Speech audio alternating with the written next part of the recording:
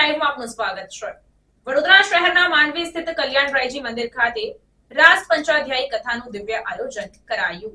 શ્રીમદ ભાગવતના દશમ સ્કંદ એટલે ઠાકોરજીનું હૃદય પૂજ્ય શાસ્ત્રી હિરેનભાઈ કે ભટ્ટ શહેરના માંડવી સ્થિત કલ્યાણરાયજી મંદિર ખાતે કલ્યાણરાય પ્રભુના પરમ અનુગ્રહથી નિત્ય વંદનીય પૂજ્યપાદ ગોસ્વામી 108 શ્રી ષષ્ઠ પીઠાધીશ્વર પૂજ્ય શ્રી દ્વારકેશલાલજી મહારાજના સર્વાધ્યક્ષ હેઠળ ષષ્ઠ ગૃહ યુવરાજો પૂજ્ય શ્રી આશ્રય કુમાર મહોદય પૂજ્ય શ્રી શરણમ કુમારજી મહોદયના સાનિધ્યમાં રાસ પંચાધ્યાયી કથાનું દિવ્ય આયોજન મંદિરના ગોવર્ધન ચોકમાં ચાલી રહ્યું છે।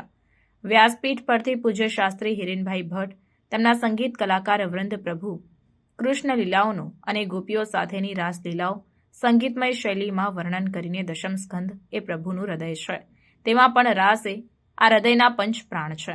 રાસ વાસનાઓથી નિર્મૂલ કરે છે। આવી રસયુક્ત લીલાનું રસપાન પૂજ્ય હિરેનભાઈ ભટ્ટ વ્યાસપીઠ પરથી વૈષ્ણવો અને શ્રોતાઓને કરાવી રહ્યા છે।